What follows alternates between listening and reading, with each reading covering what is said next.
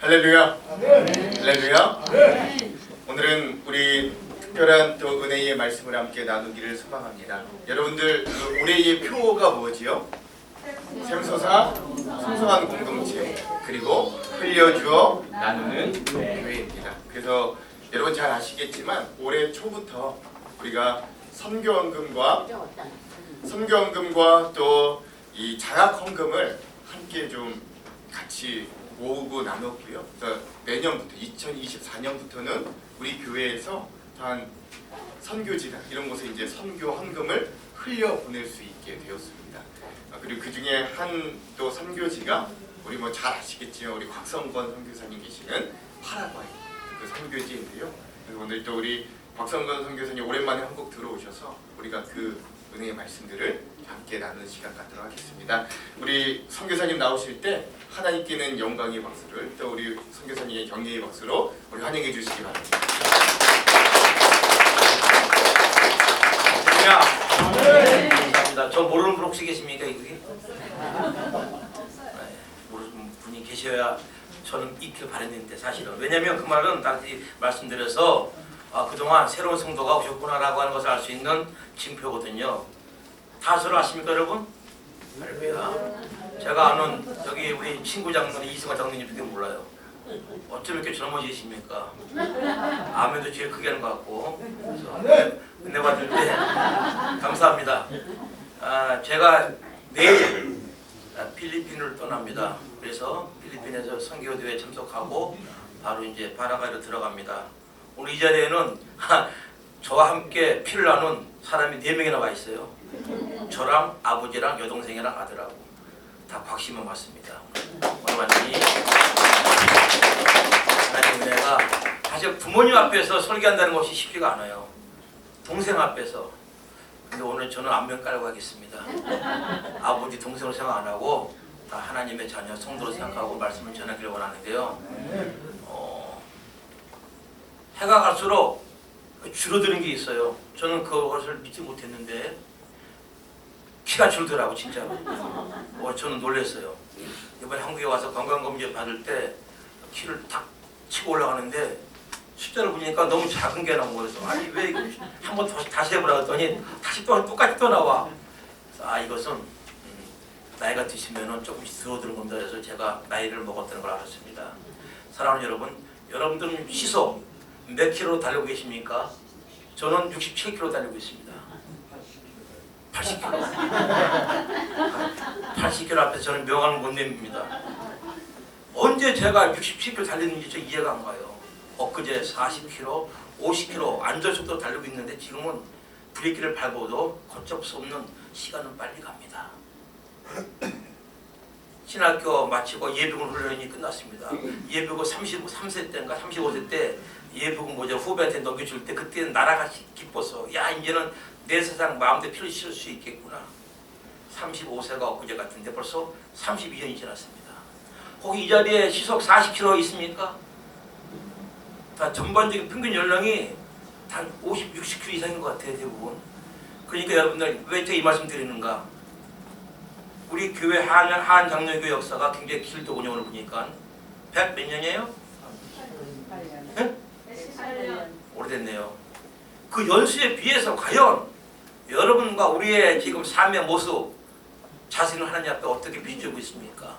오랜 자랑스러운 교회 역사를 가진 것만큼 우리의 신앙과 우리 교회 모든 모습을 이웃들에게 한국교회에 자랑할 수 있는 그러한 모티브를 조성하고 있습니까? 묻고 싶습니다.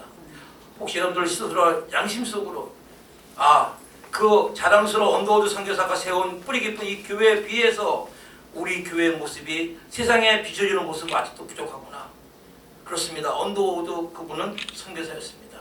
오늘 목사님 좋은 말씀하셨어요. 흘려보내는 거. 복음을 흘려보내고 선교를 흘려보내야 합니다. 복음을 전하는 자가 있어야 듣는 자가 있지 않겠습니까?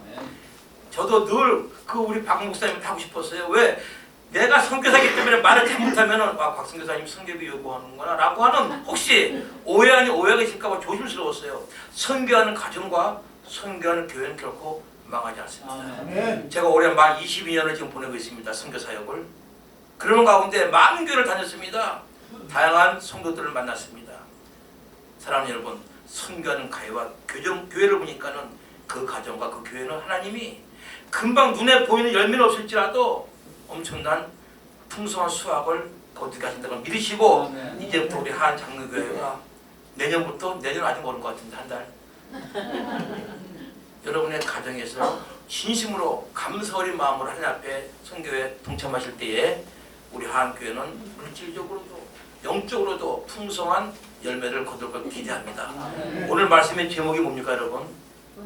온전한 신앙생활을 갖자. 이 온전함의 원래 본뜻을 올라가 보니까 원어로 보면 저기가 인내의 뜻을 갖고 있습니다. 뭐라고요? 인내. 그래서 저는 포커스를 오늘 간증과 인내에 맞추고 싶어요. 제가 오늘 입은 양복 겨울 양복입니다. 어제까지 여름 양복을 입고 다녔어요. 제가 한국에서 11월 달에 보내는 건 처음입니다. 지금 2002 1월 달에 파라과이 가고 나서 겨울을 맞이하는 건 이번 처음이라서 11월까지 있을지라고 저는 생각 못하고 여름 양복을 갖고 왔어요. 근데 여동생이 저를 모습 보더니 오빠 그 옷이 그게 뭐냐고. 그래서 오늘 이거를 갖고 왔는데 이 옷이 누구 옷이냐? 아버지 옷입니다. 밖에서 팔 옷까지 입고 왔어요. 손도 안 쥐려 그대로 해요. 그냥 어쩌면은 닮아도 여러 걸 닮으면 되겠습니까?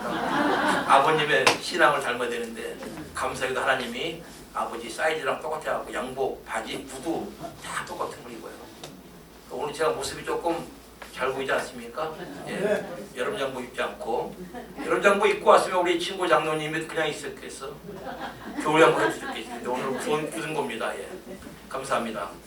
그래서 많은 사람들이 지금 인생에 자기의 비전을 향해서 달려가고 있는데 우리 파라과이 같은 경우 길게는 43년, 40년, 38년, 저 같은 경우 이제 만 22년, 제 밑에 후배가 5년 차가 있습니다. 워낙 먼 나라예요. 지금 그곳은 시간이 토요일 밤 11시 25분, 12시간 한국이 빠릅니다. 거기는 계절이 지금 뭐예요? 여름입니다. 몇 도냐고 물어보신다면 저는 40에서 45도.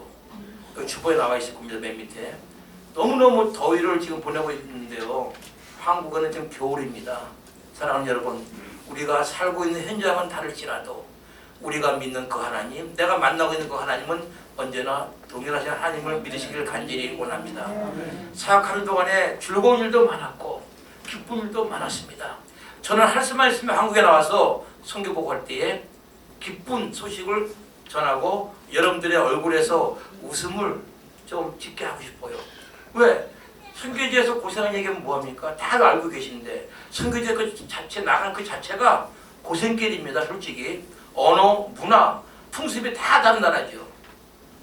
그런데 제가 오늘 처음으로 조금 어려웠던 그 이야기를 하고 싶어요.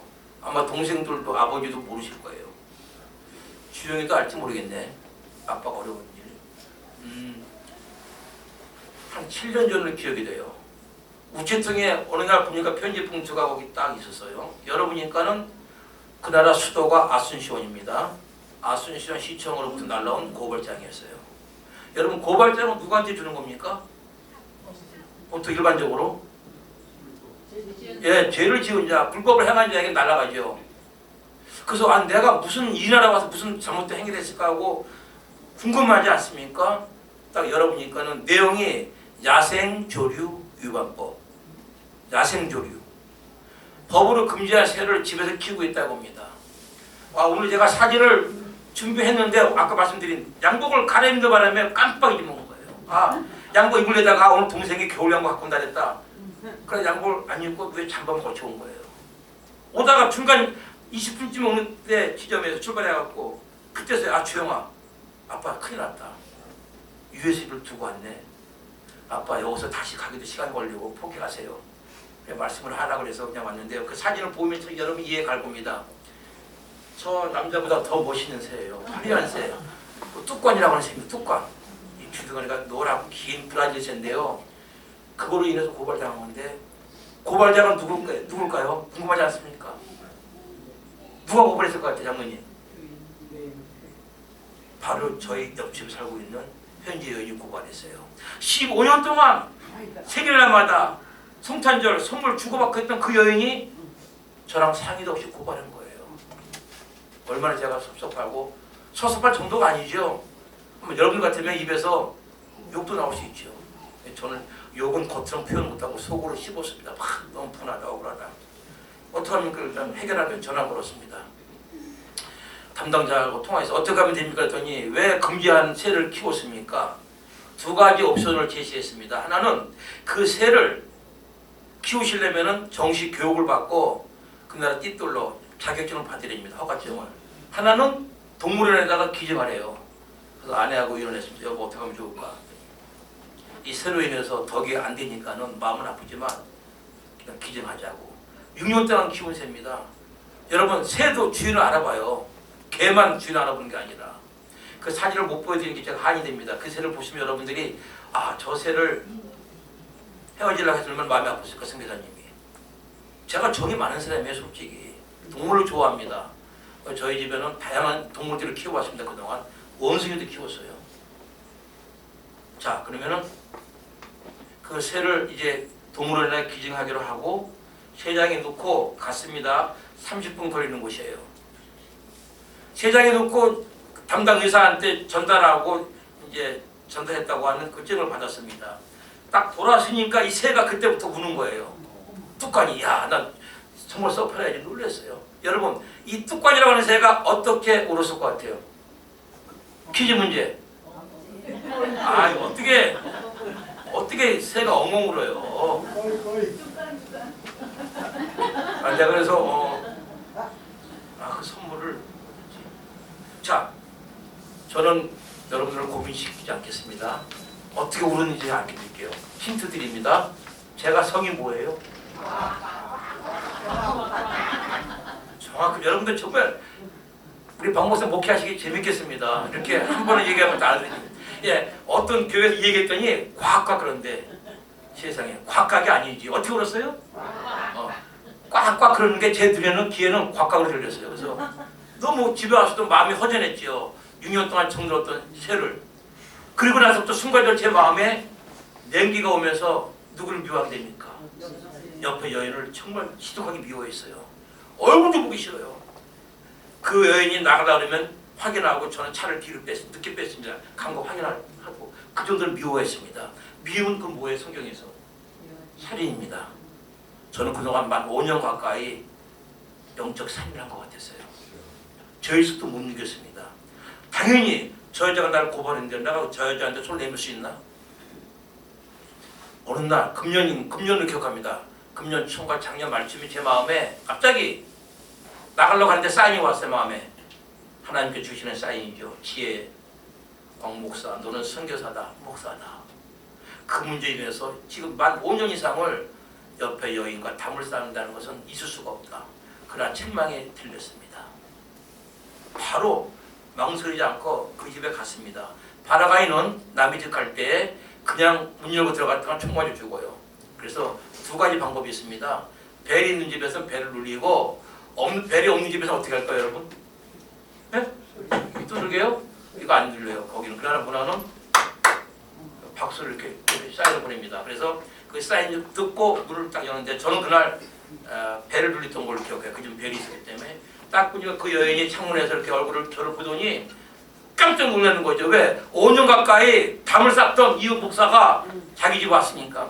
근데 그 여인은 이름이 뭐예요? 노르마입니다. 노르마.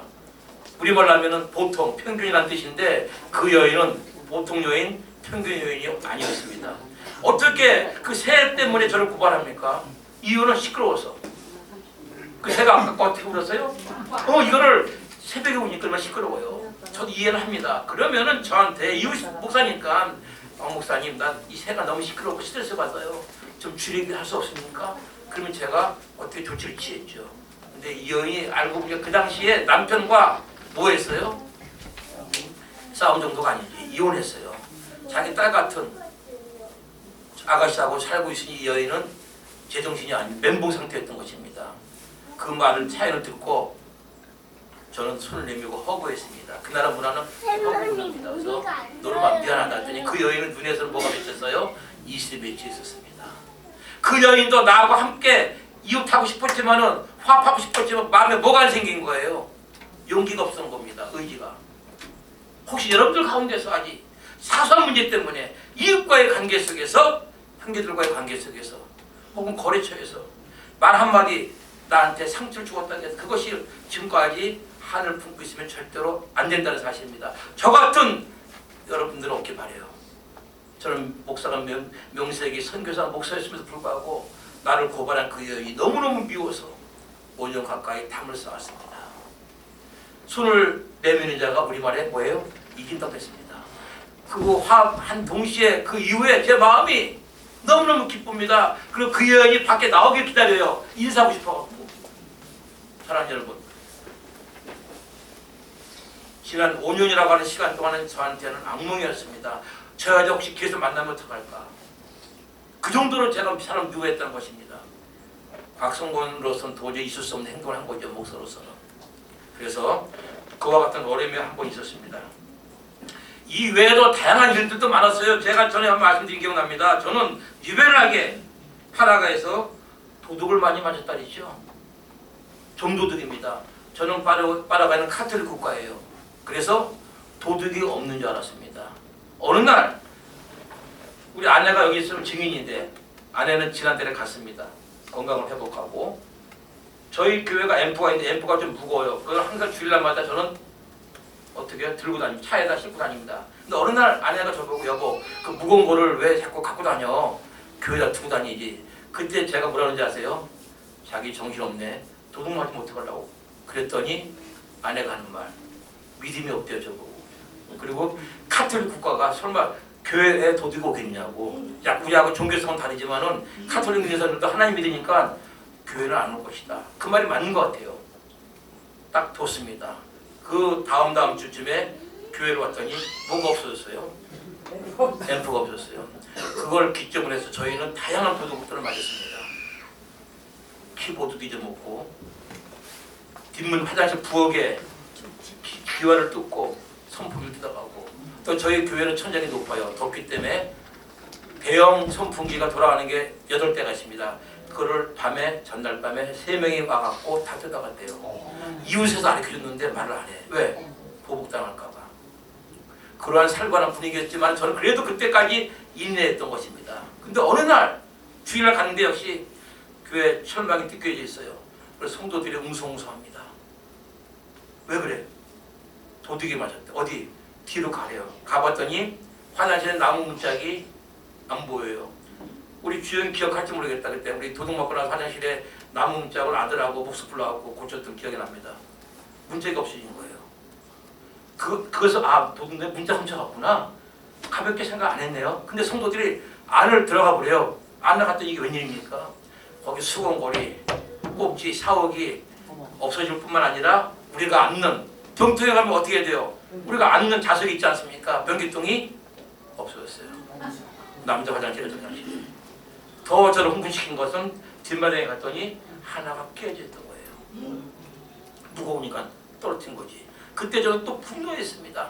제가 다 좋은데 혈기가 있어요. 혈압도 있고. 정말 쓰러지기 직전이었습니다. 맥이 샥 퍼졌습니다. 야, 내가 그 당시 6년 차인데 6년 동안 이 빌렸다 마을에서 복음을 전하고 구제하는 일을 하는데 얘들은 나를 몰라주는구나. 나는 이제 이 마을에서 떠나야 되겠구나 하고 하는 절망감이 왔습니다. 그때 아내한테 물어봤죠. 여보, 나 더 이상 이 빌렸다 마을 정 떨어진다. 옮깁시다, 사역지를. 그때 그녀가 하는 말. 그녀가 누구예요? 네. 아시죠? 그녀가 하는 말. 여보, 좋아요. 이사 가는 건 당신이 마음대로 결정하시되 기도하고 결정하세요. 그리고 파라가에 어디를 가더라도 이런 도둑이 없겠는가. 틀린 말에 맞는 말이에요. 맞는 말이죠. 그래서 제가 그때 배운 단어가 오늘 말씀과 함께 상통하는 인내라고 하는 단어였습니다. 인내를 스페인어로 하면은 파시엔시아. 시작. 발음도 정확히 하시네요. 우리 평권사님이시죠? 평권사님? 맞아요. 그래도 잘 쓰시고. 여러분, 인내 없이는 우리가 온전한 신앙생활을 할 수가 없습니다. 금년에는 우리 한국도 유별나게 폭염, 폭우, 많은 비가 왔었고 뜨거운 햇빛이 많이 비쳐갖고 농부들이 많은 어려움을 겪었다고 합니다. 제가 지난주에도 그렇고 계속 매주마다 한 번씩 지방을 많이 다녔습니다. 금년에는. 며칠 전에도 이제 구미하고 부산을 가는데 그 넓은 평야들이 다 벌써 추수하고 이제 자랐던 흔적만 남아 있습니다. 그걸 바라보면서 아, 금년에 그렇게 더웠던 날씨, 좋지 않은 환경이었음에도 불구하고 농부들이 인내하며 씨를 뿌린 결과 풍성한 소각을 얻고 있구나. 여러분 교수도 한번 지난주 추수감사주의를 한번 지냈을 것 같습니다. 그와 마찬가지로 그 농부들이 땀 흘리고 비가 왔을 때 힘들면서 참고 견딘 결과 그것 역시 인내하고 볼 수가 있습니다. 중간에 비가 많이 와서 우리 농사 망쳤다 이번에 키우자 하고 포기했던 분들은 열매를 거둘 수 없었지만 참고 인내하여 마침내 추수까지 오신 농부들에게는 소출을 기쁨을 거뒀을 것입니다. 네. 사랑하는 여러분, 제가 2년 전에 2021년도군요. 그때 아내와 함께 생애 최초로 65년 만에 건강검진을 받았습니다. 긴장됐습니다. 병원에서. 경기도 안양 샘병원. 어서 검사를 딱 저도 받고 아내도 저는 아무 이상이 없었어요. 근데 아내한테는 뭐가 발견된 거예요. 암세포가. 위에서. 몇 센치인지 정확히 기억 못하겠는데 동생 기억해? 몇 센치 정도래? 내 기억에 2.7cm까지 정도라는데 너무 놀란 거예요. 암? 위암이니까 어떻게 해도 바로 제 입에서 동시에 여보 볼 거 없다. 일기니까 다행이니까 빨리 수술해. 위암 수술은 별거 아니에요. 그냥 위를 잘라내더군요. 넉넉하게. 요만한 세포라고 할지라도 요만큼 자른 것이 아니라 그 인턴 되니까 의사들은 안전하게 충분하게 잘라갖고 별거 아니에요. 위암 수술하실 때 친구 선교사 보니까는 평소 그렇지 않아도 마른 분이 완전히 말라버렸어요. 70%를 절개해갖고 음식을 못 먹어요. 마음대로. 만약에 아내가 저나 우리 동생들의 말을 듣고 수술했으면 어떻게 됐을까? 근데 아내는 그때 저한테 이렇게 얘기했습니다. 당신 먼저 손기지 가세요. 내가 작정 약 한 달 정도 최소한 기도하고 음식 조절하면서 이 병마를 내가 이기겠습니다. 그래서 아내는 본사에 있는 지하 예배당이 있습니다. 교회.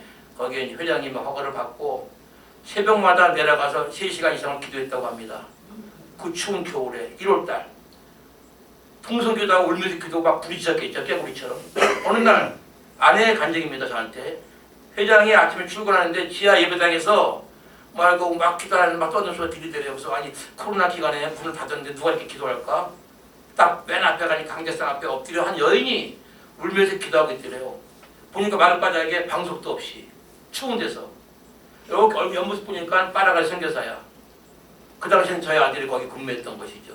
분이 주영씨 엄마야. 그래서 그 다음날 이 회장님이 이불하고 방석을 갖고 와갖고 여기서 기도하시라고. 그리고 우리 회사 교회가 코로나 때문에 지금 기도의 불이 끊어졌는데 사모님 오셔갖고 지금 기도의 불씨를 살리고 있군요. 그런 격려가 있었습니다. 그리고 세월이 흘러갑니다. 6개월 동안 저는 파라과이에서 혼자 있었어요. 처음부터 남자가 혼자 생활했으면은 견딜 수 있겠어요. 6개월. 처음에 한 달 동안 신났습니다. 솔직히. 왜? 잔소리한 사람이 없으니까. 근데 아내한테 이 말은 뭐라는 줄 알아요? 착각한대요. 잔소리는 내가 하지 당신이 아니 내가 하냐고 그러는데 저는 제 입장에서 볼 때는 아내가 잔소리했거든요. 근데 2달째 지나가면서부터 너무 힘든 거예요. 빨리 해야 돼. 음식 만들어 먹는 게 제일 힘들었어요. 사 먹는 것도 한계가 있습니다. 여보 어떻게 됐어? 빨리 와야지. 그랬더니 조금 기다리래요. 그게 6개월이 지났어요. 근데 어느 날 연락 왔어. 여보 나 고침받았대. 아내가 저한테 거짓말을 했어요. 처음에 위암 검사 결과가 나왔는데 저한테 얘기를 안 한 거예요. 제가 걱정할까 봐. 그래서 제가 이제 40일 기도하고 본인이 다른 병원에 가겠다 그래요. 그러면 제가 여기 와 있는 큰 동생한테 보냈어요. 애경아 너 언니랑 함께 가서 확인해라. 언니가 혹시 거짓말인지 모르니까. 그래서 저 동생이 이웃에 있는 한림대병원, 이렇게 맞지? 한림대병원? 한림대학교에 있는 성심병원으로 다른 병원에 가서 검사를 받았어요. 근데 거기서는 위암이 없다 그랬나? 같이 갔지? 암세포가 안 보였다 그랬어요. 그리고 이제 왔어요. 꼭지 맞다고. 그렇지만 저는 아내가 암에서부터 벗어났다 해서 왔지만 저는 무슨 마음이 들어요? 의심이 드는 거예요. 솔직히. 그러니까 저도 참 한심한 목사예요. 제가 보기에도. 아내가 하나님 앞에 고침받고 했다면 그걸 믿어야 되는데 저는 의심했던 것입니다. 도마처럼. 내 눈을 안 봤기 때문에 그 상황을. 그럼 암세포가 기대한다고 금방 진짜 없었지나? 2.7cm가? 그러고 나서 2년이라는 세월이 지나갑니다. 겉으로 표현 안 했지만 아내가 낫다고 하니까 그 아내 상태를 계속 보는 건데 아내가 엄청 말랐어요. 사실 지금 한 6kg, 7kg 빠졌습니다. 전에보다. 그래서 금년에 여보 안 되겠다. 이번에 총회 참석하고 또 태국에서 열리는 우리 전체 선교사 대회 가면서 당신도 함께 가자고. 처음에 안 간다 그랬어요. 경비 때문에. 그러니까 가자라고 데리고 와서 9월 달에 다른 병원에 가서 이번에 검사를 또 받았어요. 저도 받고. 그런데 놀랍게도 5분 후에 결과가 나온다는 거예요. 그 5분 동안 저는 다 시간 같았어요. 그 원장님 앞에 기다리고 있는데 딱 가자마자 뭐 다른 거 얘기하길래 피검사 얘기 그런 거 말고 결정적인 것부터 얘기해 주십시오. 우리 안에 암세포 있습니까 없습니까? 딱 하는 말씀. 위암으로부터 해방됐습니다. 안 보인다는 거야. 세포가. 내 눈으로 봤거든 그 모니터 화면을. 얼마나 제가 감사합니까? 제가 목소리가 좀 큽니까? 그래서 그 믿지 않는 원장 앞에서 할렐루야 아멘 했어요. 간호사들도 웃더라고요. 옆에서 그 소리 듣고. 그때부터 제가 이제 아내한테 드디어 꼬랑지를 내리기 시작했어요. 야, 그래 당신이 믿는 하나님 그 하나님이 참 하나님이구나. 그럼 부끄러웠습니다. 제가 그때 받은 말씀이 있어요. 아내가 로마서 8장 11절 말씀 준비됐습니까? 하면 방송실에 로마서 8장 11절 말씀 한번 읽어보십시다. 이거 말고 이거 말씀은 아내가 받은 걸 기도 읽어보십시오. 시작.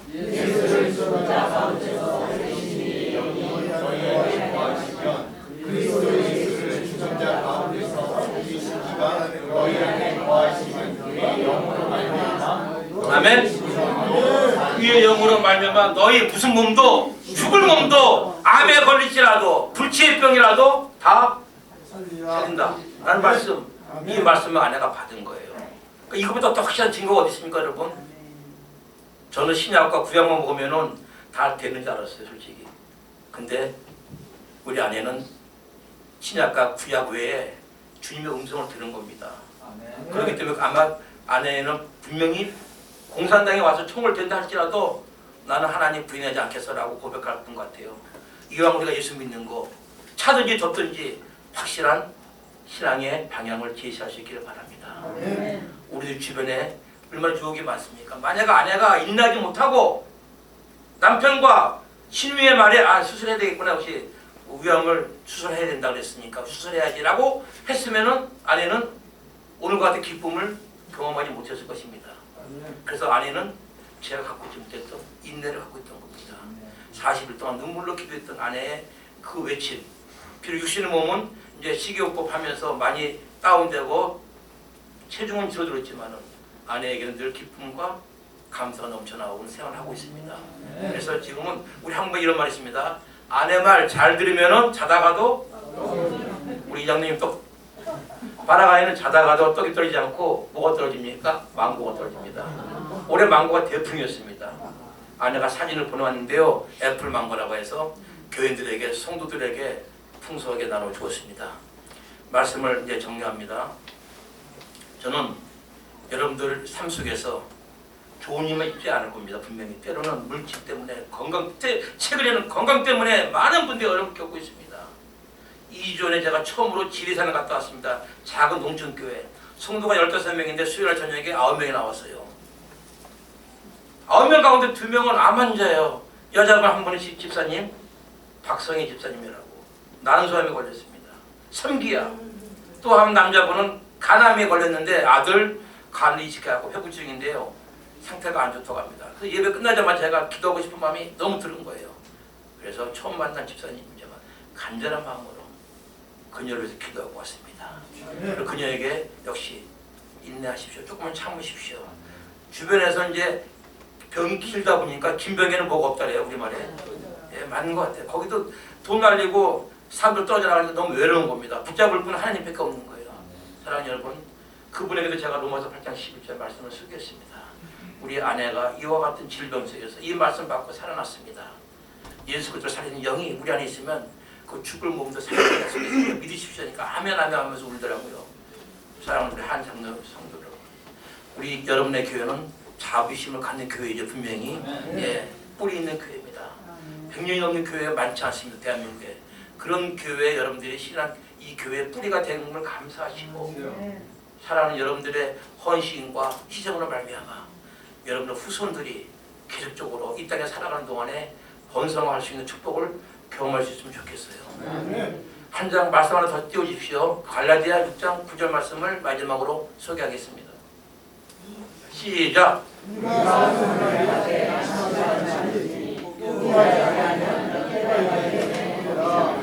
내가 주님의 일을 행하되 뭐하지 말지니 낙심하지 말라. 낙심 두 가지 제일 좋아해. 사탄이 제일 좋아합니다. 그러므로 포기하지 않으면 뭐가 이름에? 이때가 누구의 때입니까? 하나님의 때에, 하나님의 시각에 하나님께서 하나님의 사람들을 우리에게 보내주십니다. 지난 22년 동안 바닥을 생각하면 저는 한 번도 남한테 돈을 빌리거나 빚을 진 적이 없습니다. 왜?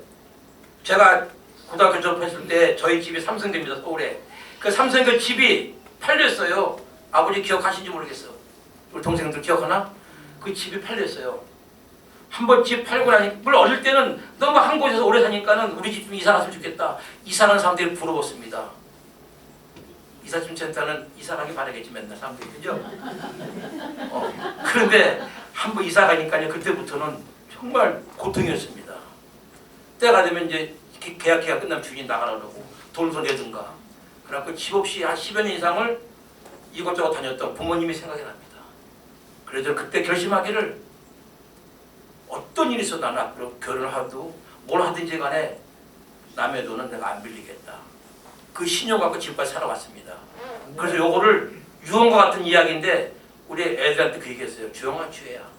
어떤 일 남한테 빚은 지지 말라. 없으면 없는 대로 살면 되는 거야. 그래서 그 약속을 우리 아들과 딸이 지켜주면 좋겠고 지금까지 어떻든 간에 하나님 은혜로 20년 동안 학교, 교회 건축하면서 상당한 많이 돈을 들어갔습니다. 10만 불 이상 들어갔는데 그 돈이 어디서 나왔어요? 1억 넘는 돈이. 하나님께서 하나님의 때에 채워주신 걸 좀 경험했습니다. 이런 경험이 제가 있기 때문에 여러분들에게 과감하게 오늘 말씀할 수 있는 겁니다. 여러분. 그러므로 여러분들은 선교를 해야 돼. 선교하는 가정과 선교하는 교회는 하나님이 책임져 주십니다. 여러분 일생 이 땅에 살아가는 동안에 몇 년 사시겠습니까? 100년? 저희 아버지가 이제 곧 수년 내에 100년이 되십니다. 한 세기를 사시는 분인데 물론 건강하게 살아야 되겠죠. 제가 수원에 어느 교회 동창 목사님 교회 갔는데 그분은 예배 끝나자마자 바로 2시부터 가까이 수원에 있는 요양원을 갑니다. 요양원에 가서 어르신들에게 예배 드리고 위로해 주시는데 저를 초청한 박 목사 꼭 가서 어르신들에게 재밌는 이야기 좀 전달 좀 해줘요. 갔더니 35명이 앉아 있는데 10명 정도가 휠체어에 앉아 있었고 그 중에 3분은 코에 호수를 꽂고 있었어요. 오늘 하는 분입니다. 속된 말로. 자, 그 자리에는 보니까 우리 장로님은 평촌에 유명한 교회가 있습니다. 세종학교회라고. 그 교회 원로 장로님이에요. 그 많은 재산 그분이 소유하지 못해 기쁨을 못 누리고 있습니다. 여러분 남은 삶, 남은 생에 우리가 오래 사는 것도 중요하지만 건강하게 예수님 위해서 죽고 예수 위해 사는 자랑스러운 한 장로교회 성도가 되길 바라면서 오늘 말씀의 제목이 호응을 치는 메아리가 아니라 여러분의 삶 속에 진정으로 깊이 남는 온전한 신앙, 인내하면서 참고 나아갈 수 있는 여러분과 이 교회를 담임하고 있는 우리 박 목사님 되기를 원합니다. 박 목사님이 저보다 좋은 점이 많은 것 같아요. 일단 시속 몇 킬로 달리고 있어요 지금? 40km. 40km. 얼마나 좋아. 감사하게 바라고 또 저보다 조금 잘생긴 것 같아요. 내가 인정할 거 인정합니다. 나보다 키도 크지. 얼마나 좋아요. 사모님 예쁘지. 그러니까 모든 조건이 감사할 조건이야. 그러니까 그 감사할 조건을 이 목회 현장에서 하시려면 나를 다 던져내야 돼. 성도들을 위해서. 목자는 양을 책임져야 됩니다. 또 여러분 양들은 목자 되시는 우리 목회자 박 목사님 말씀에 순종하시면서 목사님 왜 이렇게 해요? 왜 이렇게 해요? 딴 얘기하지 마시고 목회 여러분의 교회 돕는 일은 내 경험과 내 방법 동원하지 마시고 주님의 말씀에 순종할 뿐만 아니라 목사의 말씀에 절대적으로 아멘할 때 이 교회는 부흥 안 될래야 안 될 수가 없다. 기도하겠습니다. 예수님 너무 감사합니다. 저 개인적으로 박성권 목사에게는 의미 있는 교회 할아버지가 섬기셨던 이 교회에 와서 함께 예배함을 감사합니다. 하나님 우리 교회가 자랑할 것도 많지만 이제 그 자랑하는 연수에 비해서 우리 교회가 진정으로 하나님이 기뻐하는 복음 전파, 선교하는 일에 앞장설 수 있는 교회가 되게 도와주시고 어떠한 풍파가 우리를 괴롭힌다 할지라도 인내하며 온전한 신앙 갖고 하나님의 때를 기다릴 때에 마침내 풍성한 수확을 거두는 기쁨을 우리가 경험할 줄 믿사오니 주님 혹시 이 자리에 몸이 불편한 성도가 계십니까? 또 우리 동기관들 가운데 형제 가운데서 물질 때문에 어려운 가정이 있습니까? 악화된 관계가 있다면 예수 그리스도의 사랑으로 피 묻은 손으로 용서하며 벽을 허물 수 있는 저희가 되게 도와주시옵소서. 이 교회를 사랑하시는 예수님의 이름으로 축복하며 기도하옵나이다. 아멘.